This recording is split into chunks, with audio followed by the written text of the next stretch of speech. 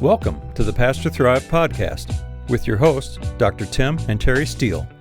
We encourage pastors, strengthen ministries, and inspire churches to thrive. This is Pastor Thrive. You don't have to lead alone. Welcome to the Pastor Thrive podcast. And today we're going to be talking about deep friendships. And so we have a great guest with us today. Terri, I'm with my wife, Terri, and Terri's going to tell us who our guest is today. Thanks, Tim. We are super excited to welcome Brad Hambrick today. Brad serves as the pastor of counseling at the Summit Church in Durham, North Carolina. He also serves as an assistant professor of biblical counseling at Southeastern Baptist Theological Seminary. He's a council member of the Biblical Counseling Coalition, and he has authored several books, including Angry with God, An Honest Journey Through Suffering and Betrayal. He also serves as general editor for the Becoming a Church That Cares Well for the Abused, churchcares.com project. So welcome, Brad, to our podcast. It's so good to be with you. I appreciate the invitation. Well, let's start by setting the stage. We know that every pastor's story is unique, but there's often a shared undercurrent of loneliness or longing for connection. And Brad, you work closely with pastors and leaders every day. So let's begin with what you've seen firsthand. From both a human and clinical perspective, how have you seen friendship, or the lack of it, impact pastors and ministry leaders? Yeah, from as early as Genesis 2, God made the observation that it's not good for man to be alone. And we all have felt loneliness, and we know that it's painful and unpleasant. But sometimes it's not entirely clear, what is it that we're missing when we don't have that connection? And there's a host of ways that somebody could grapple with that question. But one is there's just no interruption to our own thoughts. And so when we get in a negative loop, there's nobody to encourage us. When we've got an idea that's a bit grandiose and far-fetched or needs a little more structure to it, there's nobody to tell us that. When we've had a long day and we just, we need to verbally process it and have somebody hear us and care about us as a human being after a long day of caring for other people. The absence of that, it affects different people differently, but between loneliness or cynicism, it's never good for the human heart. When pastors talk about friendship, connection, or isolation, what common patterns or themes do you notice? Yeah, I think the way that it's often asked is just who cares for the pastor? I know I'm supposed to care for a lot of other people. And, there's some type of idea that this should be symbiotic. The church should care for the pastor as the pastor is caring for the church. But at that point where that rhetorical question, who is it that represents the church? Is it just the pastor's wife? Is that supposed to be the fellow staff team, but he's their supervisor? There's this sense of, I don't know who I'm supposed to reach out to that would do for me what I'm doing for others. And if what I'm doing is beneficial and needed for them, I feel lost in trying to find that reciprocation partner. That totally makes sense. Do you think there's any early ministry experiences or expectations that kind of shape the way new pastors, or any pastor really, how they approach relationships over a period of time? Yeah, as I think about this one, it just strikes me that this one is kind of a nasty double-edged sword. That in our early ministry experiences, that is when we are most green. It is when we are going to make our most mistakes. It's when we're probably going to be the most confident and least informed in significant decisions that we're making in ministry. At the same time, this is when you have someone offer you a word of correction that you may not be ready to receive, or you get redirected on something that you were passionate about but misguided, or maybe there's just some cranky people in the church that even if we did it really well, they would they would not be pleased. That at the time when we are least experienced and least prepared to receive it is when we receive some of our most influential interactions. And the ability to see that for what it is and not overgeneralize it and not think that's what rest of ministry is going to be like, partly because I'm a different maturing person who's going to engage these things differently. And also, like the folks around me, they are not all just new renditions of that person who hurt me. That makes sense.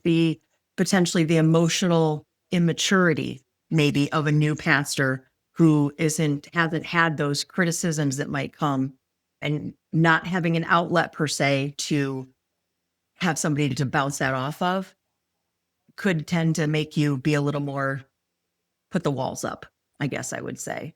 Would that be Yes. And that's kind of a how good we sum all up? start. Right. I mean, that's no criticism of any of us in the early stages. We all start ministry green. And so sometimes we just take the acknowledgement of a weakness as a criticism. And, that attitude in Paul, who would say, I can boast all the more in my weaknesses, to get to the spot that we make peace with our weaknesses can be such a strength of ministry that's hard to do when we're young. That's why we're thankful for the honeymoon phase in most churches, that people give us a little bit more grace when we first start out. That really paints a picture of what's going on under the surface, but let's talk about the struggle itself. Why even good, faithful leaders can feel so lonely. And so I've heard it from pastors all the time. I just don't feel like there's anybody I can talk to. And so why is it so difficult for pastors to form and maintain deep friendships? And they're surrounded by people. Mhm. You know, it's kind of like in the suburbs when your house is so close to your neighbor, and yet we don't know our neighbors. But back in the farming communities, when your neighbor was a mile down the road, you knew them a lot better. So you're surrounded by people, and yet you can't develop deep friendships. And sometimes the more people you're surrounded by, the worse that becomes in terms of the effect that we're talking about. And I think part of it is, for some legitimate reasons and some exaggerated reasons, pastoral relationships are viewed as helping relationships. And so when I go to my doctor, I view that as a helping relationship. I usually don't ask my doctor that much about how they're doing. It's a pretty self-centered relationship for me. I come there to receive care. And so when people think about their pastor, they think about being fed, of being shepherded, of being discipled. They have questions that they want to ask, but they're not questions of curiosity about the other person. They're questions about, I want answers that will help care for me from this.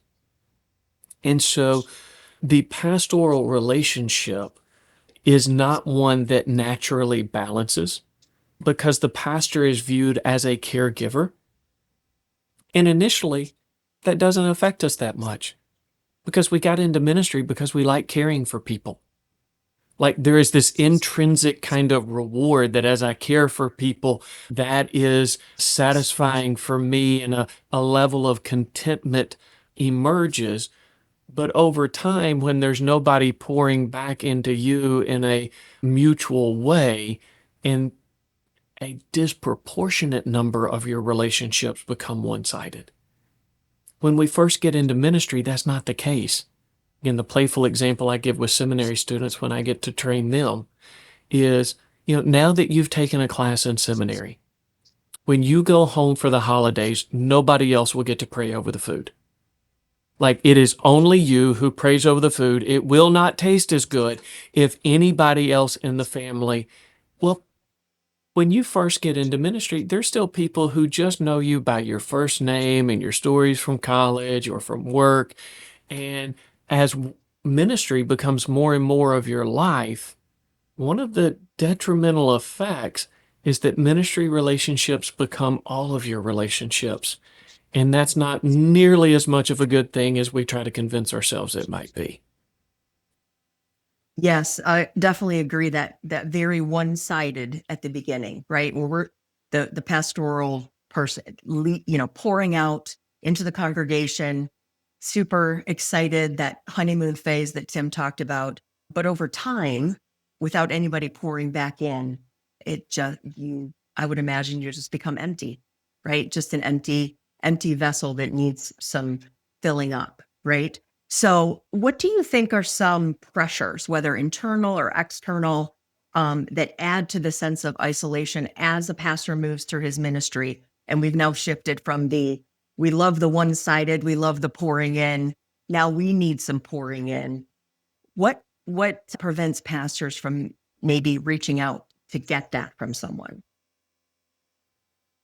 And so, at one level, there's become, I think, this kind of mistaken notion that above reproach means most hidden. That if I acknowledge weakness, that can and will be used against me in my performance review. And when you have a character-based profession, like pastoral ministry is, it becomes harder to let your guard down. I mean, we live in a very polarized day. So just merely expressing opinions on a variety of subjects, you can immediately step into something that you're like, I was just trying to be a normal human being. And I feel like I always have to be filtering what I say for the ramifications of what that's going to mean for the unity of the church or the way that people view my character. And a really good sign that you're not talking to a friend is if you're filtering. Like that freedom of just getting to talk and to share your thoughts and top of mind, tip of tongue, curiosity, explore things. I don't feel guarded about the questions I ask. When you ask me a question, I'm not wondering about why you're asking that. I'm not filtering as I talk. The more we just have ministry relationships, the more we're going to filter. One of the plumb lines I'm grateful for at both the church I serve and the seminary where I serve.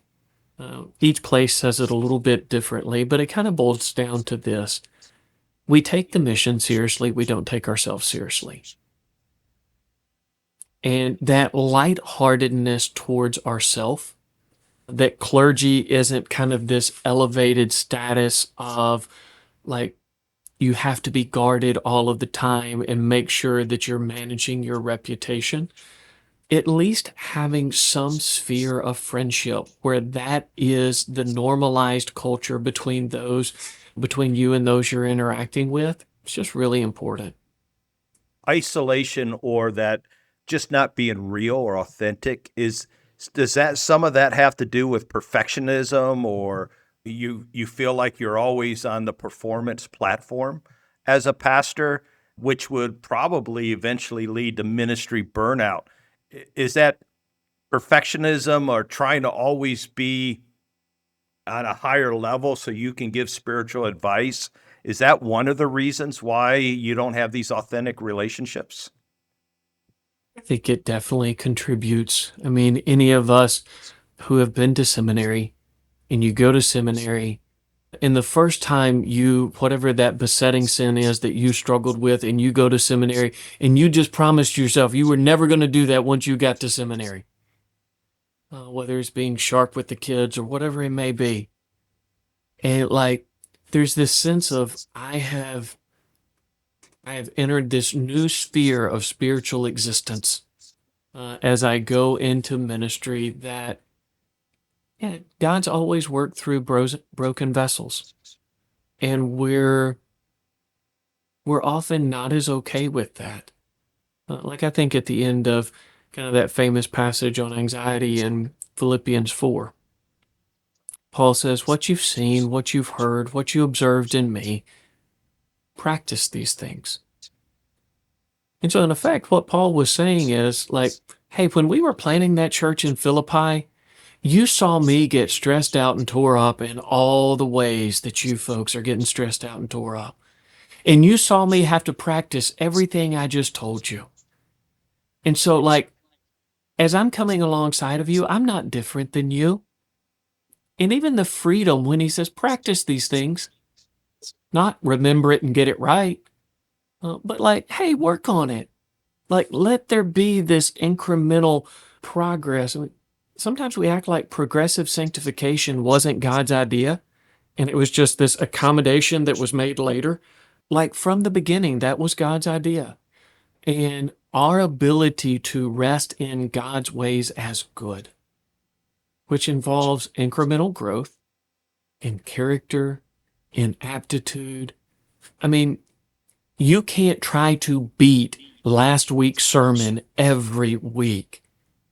That's exhausting. Some weeks you had 3 crises you had to manage, and the sermon prep time just wasn't as much as it was the week before.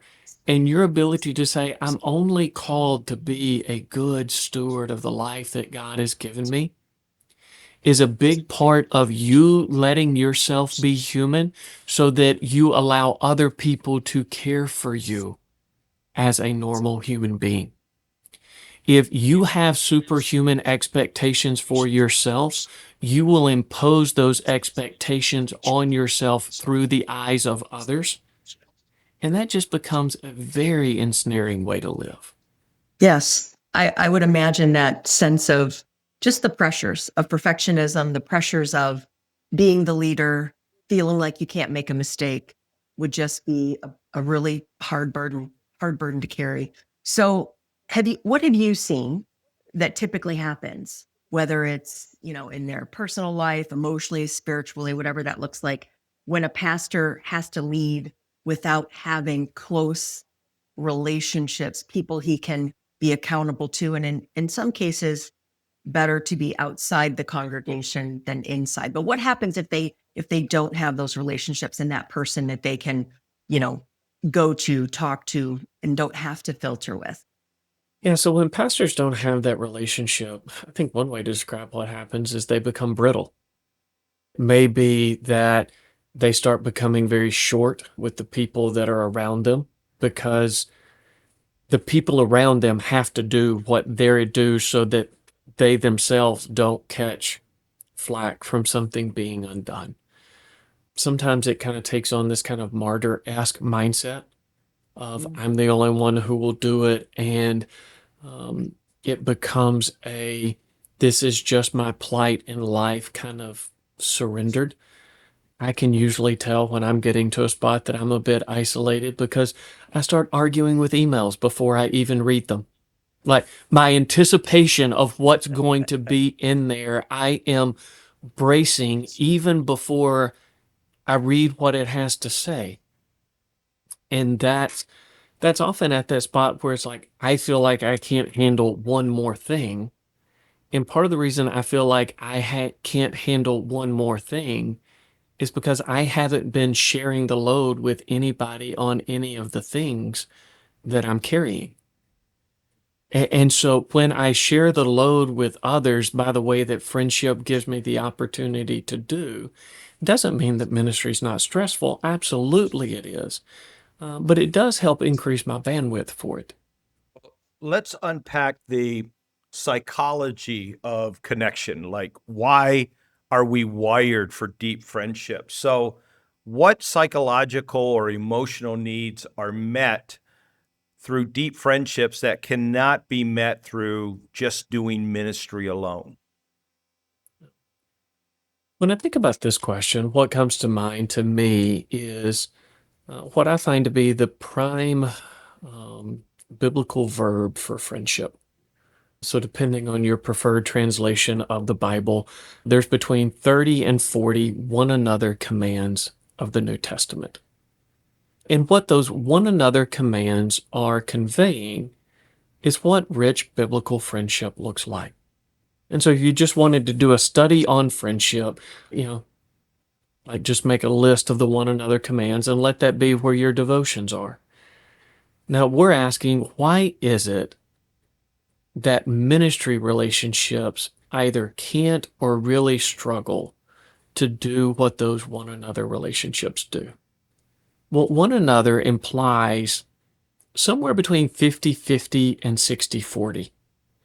Like the degree to which I share and you share is pretty balanced. The degree to which I invest in you and you invest in me, it's reciprocal. Well, relationships in ministry tend to be more 70-30, 80-20. You're in the role of helper. Like, my title is Pastor of Counseling. I really enjoy having conversations that most people prefer to avoid. I'm weird. In that, like, those relationships are not reciprocal. They're satisfying. They're not replenishing. Like, counselees, as much satisfaction as I take in that, will never do what friendship does. And so having those relationships where the degree of disclosure, the degree of investment in each other's life, when that's missing, that is what's missing in many, if not most, ministry relationships. And that's why, as much as we value them and take satisfaction in them, they can't replace friendship. I think it's interesting too. Sometimes the way we are wired up becomes the type of friend we are. And I say that just speaking personally, I tend to be a problem solver, a fixer. I also, because in my other life, work in HR, I also have crucial conversations, not afraid of stepping into a messy thing but trying to fix it. So I have to be careful myself, not being that 80-20. I'm the 80%. I'm always fixing whatever my friends' problems are, whatever their needs are. I'm that person. And then have been on the other side of that, feeling like sometimes I need help too, right? And not getting it. And that's partly because that's the way God has wired me to be that person. But I have to set my own boundaries for that. And I think that applies across all people in the way that they, approach their friendships. But I wanted to ask you, what is a safe person? And when I say safe person, I mean somebody that they could have that reciprocal 50-50 type of friendship, right? Where you can pour in, they pour in. What does that safe person look like for a pastor? And where would they find them? Which I think is also a crucial factor in this, right? We talk about that person. Where would they find them? Yeah, and I'm kind of stem off of something that you said to go into that, of like, oftentimes when it comes to like this reciprocal relationship and having adequate friends, at least for me, it's less about setting boundaries with people who are relying on me in that 80-20 way. And it's more about prioritizing time with those who are 50-50. And it's often out of my own sense of wanting to care for people and do everything that's expected of me that I start to neglect these relationships with people that you're asking, like, who are those people and how do we find them? My answers here are often much less spiritual than people anticipate. I want somebody that I share common interest with. Like, again, I prefer that they be a believer, but like when the kids were little, the dads that I would coach with, and we would be out there on the ball field, and there was a freedom and a camaraderie and a sense of our emotions would rise and fall with each game. And there was like, who should we pitch in this game and what's going on there? And that free flow of dialogue, it was so unfiltered. It was about a common interest. We could celebrate together, and when things were good, it was great. And if things were bad, it just wasn't that bad. Like, it was delightfully not conversations of consequence. And so, like, some pastors need to be told, chill out and have fun. Like, don't quit enjoying the things that you enjoy. Find people who enjoy those things. And don't try to disciple every person that you're hanging out with. Like, let the edifying sense of a Christian who knows how to enjoy life and maintain a life of integrity, like that in and of itself has its own edifying influence. Mm. And so, yeah, what are the things that you enjoy? If you can't remember what those are, that's a code red problem. If you look back over your calendar for the last 2 months and you don't see places where those things are happening, you then look around you and go, who's there? I remember one of the guys that I coached with forever. He was an elder at a local PCA church. We had kids the same age, they were common interest, and for that season of life when we were doing little league things, like I'd draft his kid on whatever team, just because it was great for us to be together. And we'd catch some milkshakes or something like that with the kids after the game, and he asked about my boys, not because it was a polite segue into a heavier conversation that he wanted to have, because he really cared about them, because he was curious. And so, like, what you hear me describing is what a good friend is. Find those places that you enjoy things. Mark your calendar in advance. There will always be an ambulance to chase. There will always be a fire to put out. Again, this is one, if we've got young ministry folks on this call, this is another thing that I hammer with seminary students. You will never have more friends than you do right now. Yes. Like genuine people who know you for you. Steward those. Don't get so busy with what ministry requires that you let those people who know you as you atrophy. Again, if you're a little further in ministry, some of those have atrophy. Think back to who those people were. I bet they'd love a call from you. And you reaching out to another dry soul and just kind of catching up, setting aside time where if you like sports, make it where you go to a game every year and it's a bit of a ritual to it. If you've got a group of elders or staff or board of directors, whatever it is in your ecclesiology, ask them to ask you how you're being intentional with those types of friends in your life. Because I know some of you people on the other side of this call, if it's not a part of your performance review, you're not going to give time to it. But if you ask the people who are going to do that review with you to ask you about these things, and you ask them to give value to it that way, you'll start to value it, if for no other reason than your own fear of man, just to please them. So let that serve you instead of debilitate you. That is awesome. I think this is a great spot to stop. We're going to invite Dr. Brad Hambrick back for our next podcast to continue this conversation, because this is just exceptional stuff that anybody that's in the ministry needs to hear. I appreciate Dr. Hambrick for being with us today. Appreciate my wife helping us. Always appreciate Kevin Norris, our producer, who makes sure this show runs well. And we just want you to remember, you do not have to lead alone.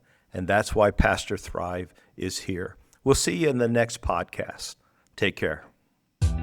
Thanks for joining us on the Pastor Thrive podcast.